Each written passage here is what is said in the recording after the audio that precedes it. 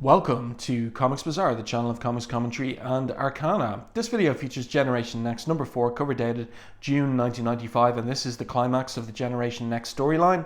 The art on the cover is by Chris Bachalo, inked by Mark Buckingham.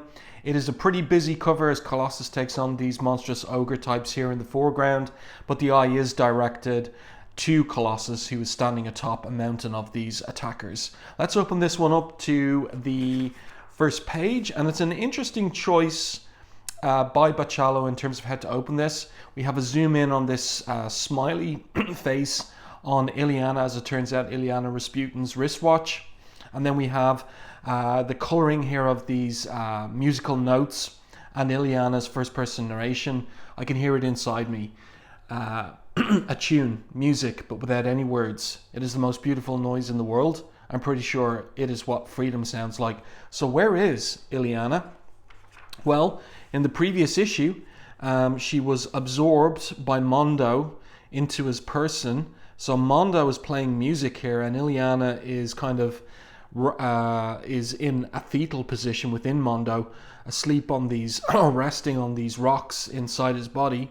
But she begins to wonder, why is it that that noise? Why is that noise here, where it's warm, safe? There's an interruption coming from outside, and so she breaks through Mondo's belly here, so to speak, and she thinks to herself, maybe I can be warm and safe and happy and listen to music forever.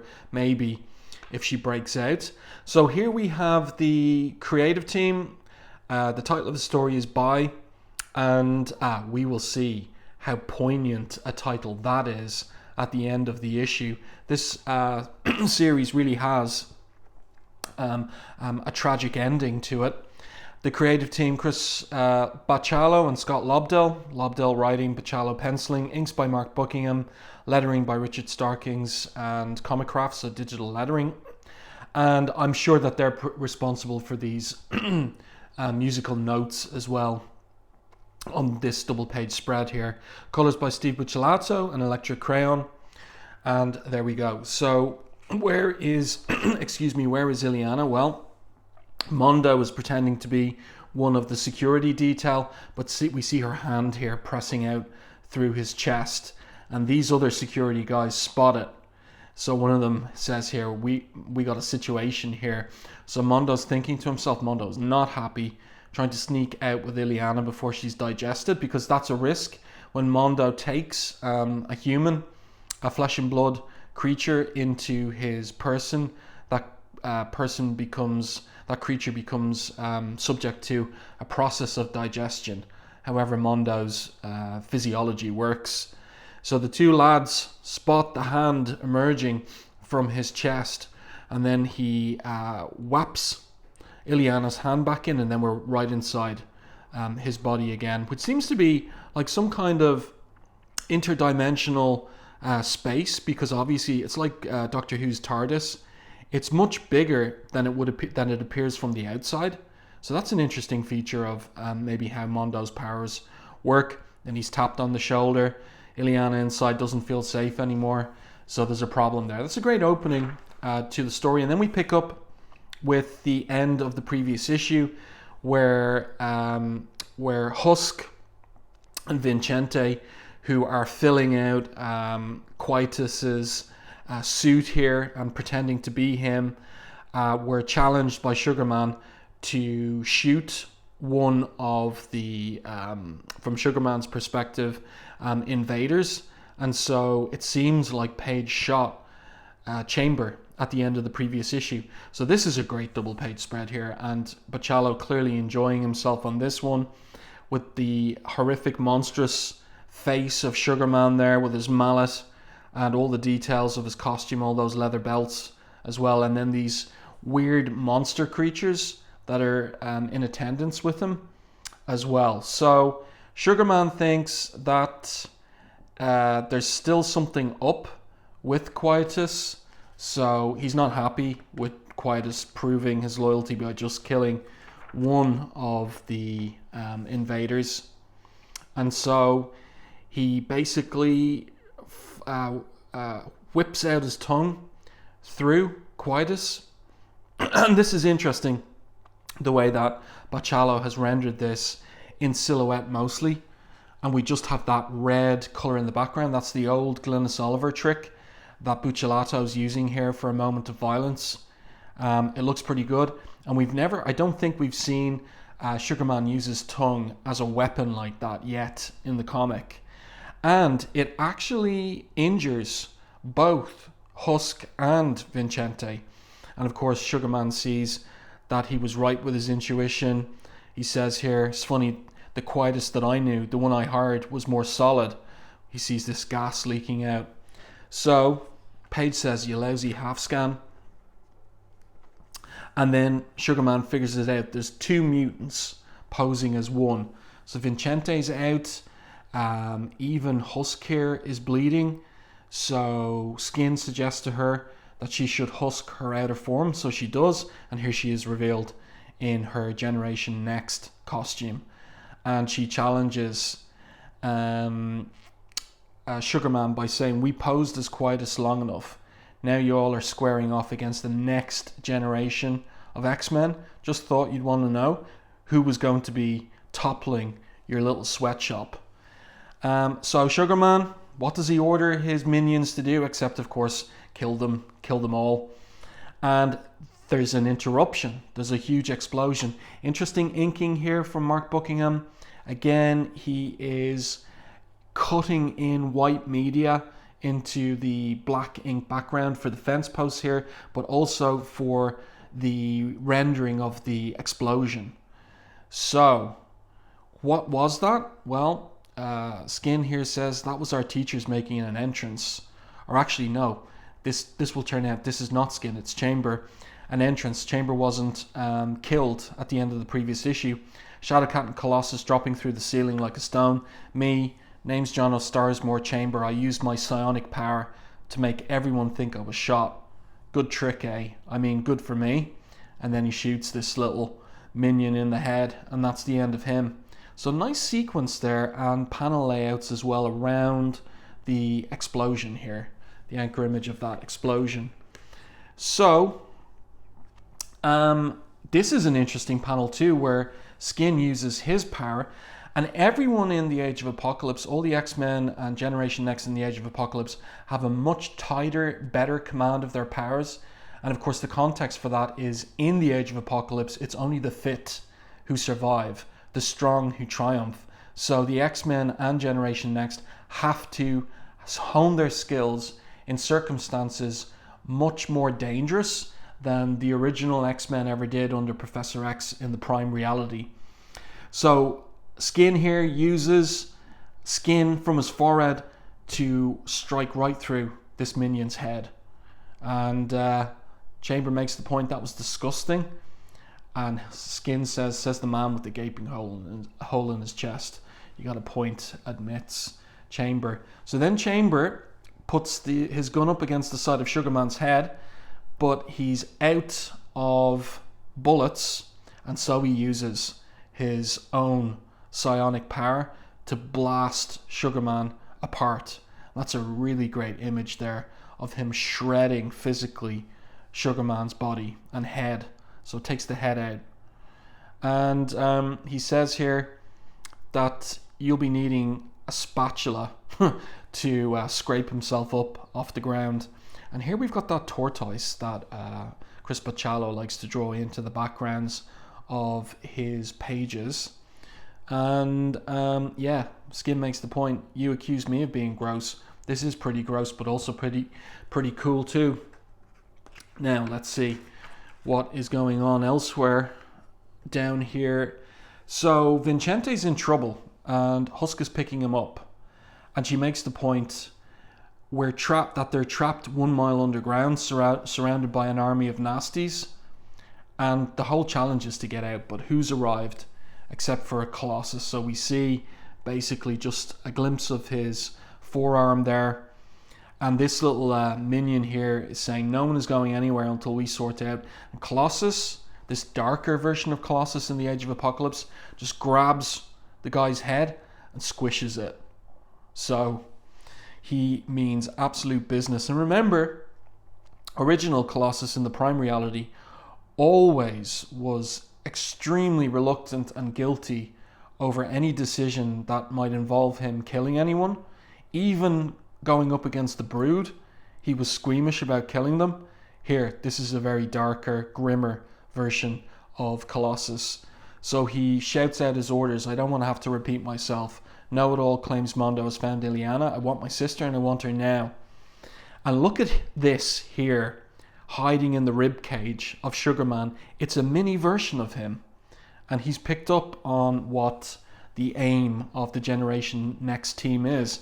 And then, this is disgusting but also cool, he digs into his own guts and starts eating them up. So now we're learning a little bit more about just exactly what kind of mutant power Sugarman has, other than looking extremely ugly.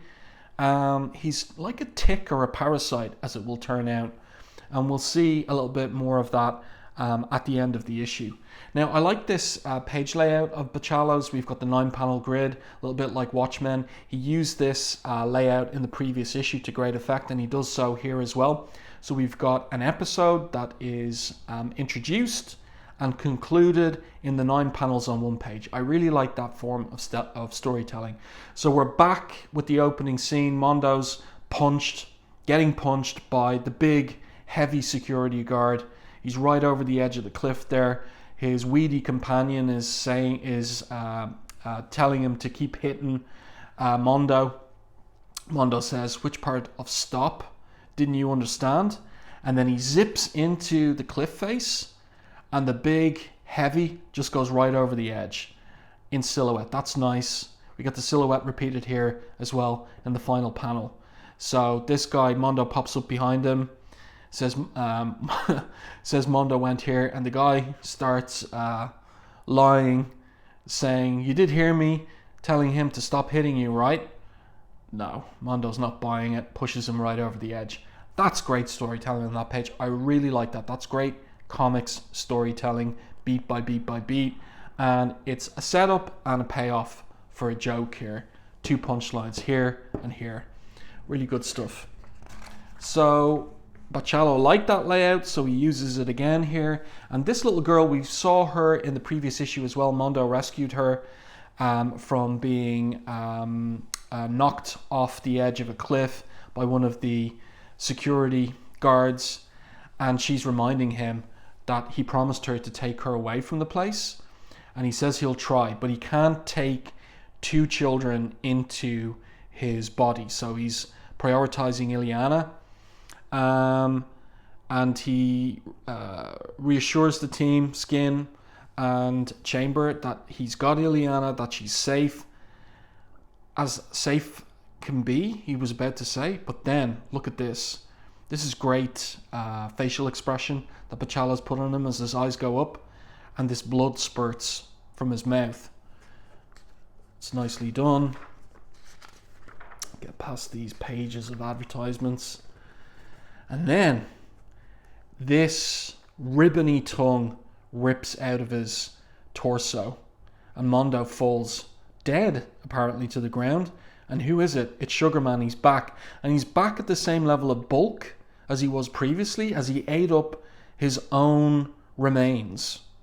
So that tiny tick version of himself has pumped up by eating his own guts and organic matter, his own corpse, so to speak. That's a really sick power that he has. So now he's threatening Ilyana. He's grabbed her from inside Mondo. But who arrives to stomp right on his head except for Colossus? So that's a great anchor image, and that's an excellent one too.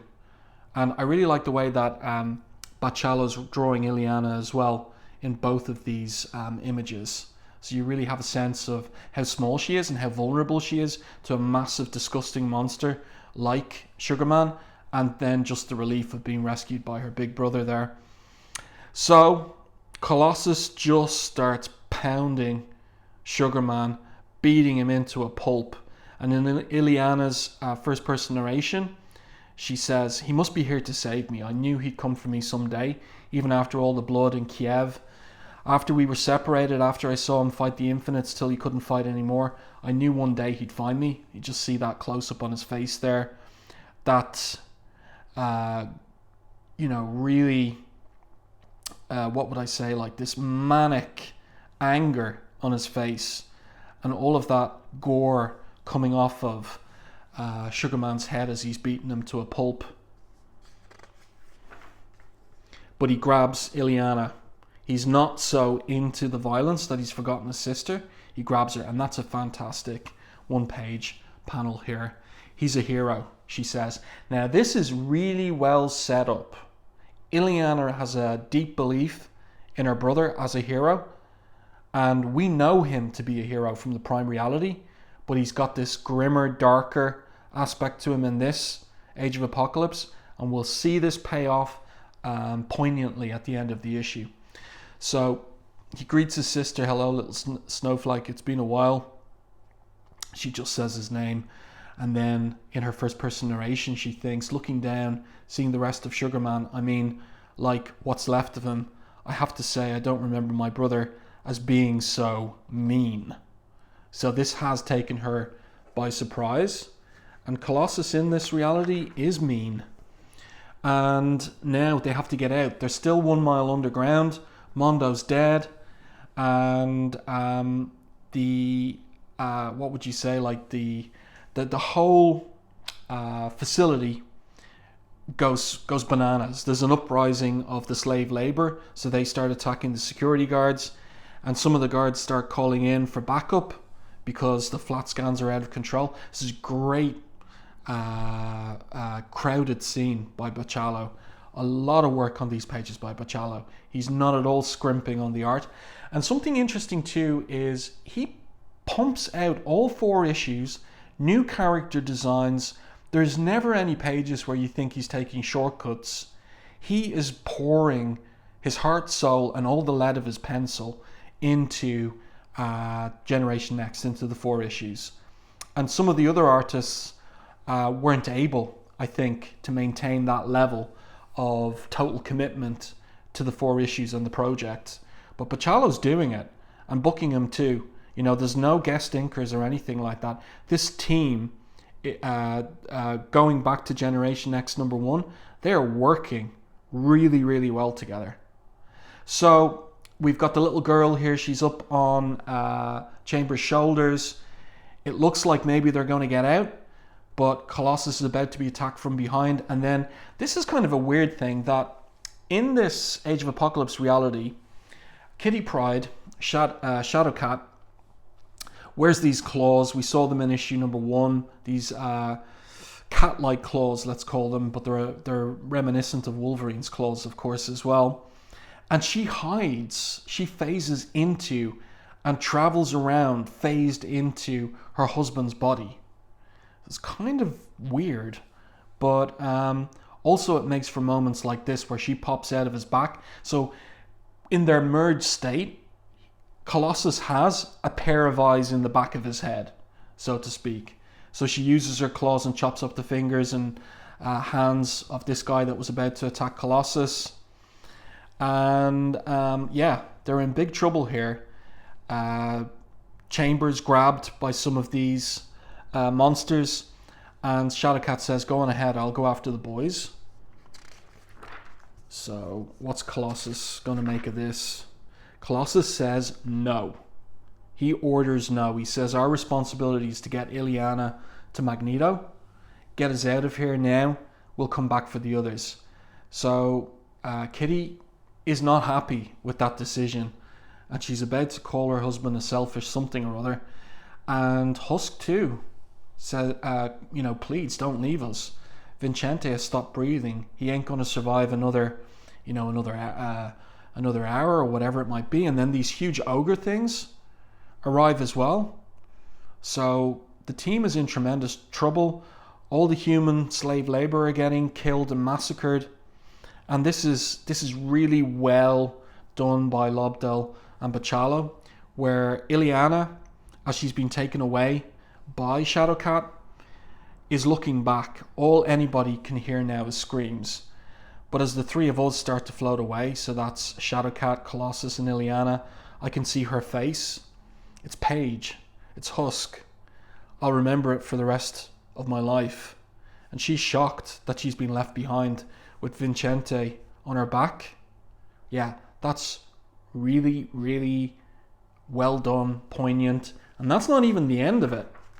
So back to the 9 panel grid almost, but Bachalo varies it at the ending here with 4 on the bottom tier. And we have a conversation up here between Shadowcat and Colossus, because Shadowcat's about to go back down into the core. And he says to Shadowcat, he says, "You're making us solid. We need to get Ilyana to Westchester." And Shadowcat says, "She's safe now. You can get her clear from here. I'm going back." Colossus says it's madness. He says he'll go instead. "I refuse to lose my wife, my sister. Besides, I'm better suited to the task. Now go. We'll catch up with you as soon as we can." And Ilyana has belief and trust in her brother. "My brother must be the bravest man in the whole world," she says. And Shadowcat says, "But look at the look on her face that Bachalo draws. Let's hope so, Ilyana. Let's hope so." So they turn immaterial, and Shadowcat airwalks Ilyana to Westchester. Now this is from the Midwest, remember? Actually the West Coast. So that's a long trek from one side of America to the other. And then another of the 9 panel grids here. We have these guys out at the front of the facility, and they can hear the hubbub inside, but they're not going to get involved because they're safer out there. But it's ironic because who falls right down on top of them except for Colossus? I like that panel. I like him in silhouette, them in silhouette, falling right on top of them. Emerging from the bridge here, the wooden bridge. Look at that look of determination on his face. Charging down the entrance tunnel. But the doors are about to lock shut. So he says here, "Have to reach the door before it closes. Must push." So he's using all his strength there to keep the door open. And inside, it's chaos. It's hell. It's a massacre. Look at this pickaxe going into flesh. So he's shocked here. We've got to turn the page and see what's going on. So we've got an anchor image of Paige here, Husk, doing her best, using her powers against this horde of monsters. She's being taken down by them. And Ilyana, we get her thoughts as she's being airwalked to Westchester about her brother, her belief in her big brother. "He came to rescue me with his friends, and he won't surrender so long as he can save them too. It's not like he would leave them for any reason." And we see Paige there with all these hands, these monstrous hands closing in around her face, the look of determination on her face, and the blood coming out of the side of her mouth. And Colossus just looking through the doors it's about to lock. And Ilyana's first person narration. I love the irony, the juxtaposition of the ironic belief she has in her brother and what we're actually seeing here. No words from this scene, no dialogue out of Husk or out of Colossus. If it meant saving one of them or never seeing me again, Ilyana thinks, I know what he'd do. I mean, like I said, he's a hero. Heroes never give up, ever. The dramatic irony, the irony of it. And it is extremely poignant. The whole of Generation Next, the next generation of X-Men, all gone. What an ending. And then we're out, not with a 9-panel grid, but actually a 12-panel grid to finish off. And this is a really great final page here. Great use of the digital colouring in the background as well. Great spotting of blacks here. They're at a campfire. Ilyana, in her first person narration, says, "We wait for them by a fire we built." So Colossus arrives in deep shadow. Shadowcat asks, "Where are the others, Peter?" Nothing, just a silent panel. And this upshot on his face as he looks absolutely grim. And then after that pause, that silent panel, he says, "I did everything I could. I'm sorry." And Shadowcat gets it. So am I, Peter. So am I. And that is such a turnaround from the very first issue of Generation Next, where there was a training exercise with the young mutants, and Shadowcat was all out to kill Paige, or so it seemed. But she had a change of heart in relation to all of that. In reality, she wanted them rescued, and it's Colossus who made that grim decision. But also, was it a cowardly decision? What was it at the end there to leave Paige to her fate. And Ilyana picks up on a change in the atmosphere. Suddenly the fire isn't very hot anymore. Like whatever happened in the core didn't stay down there. Something came up. More irony. Look at this little monster. This parasite, this tick. He's come back too. Hiding. Attached to Colossus's costume. Something came up. And things will be different always. As his tongue is about to strike out. What an ending. So I really think the strongest issue of Generation Next is the final one. Let me know what you think in the comments to this particular video. I do hope you enjoyed the video review and commentary on Generation Next number 4. If you did, please like the video on YouTube, and if you haven't done so already, subscribe to the channel and stay tuned for more content like this.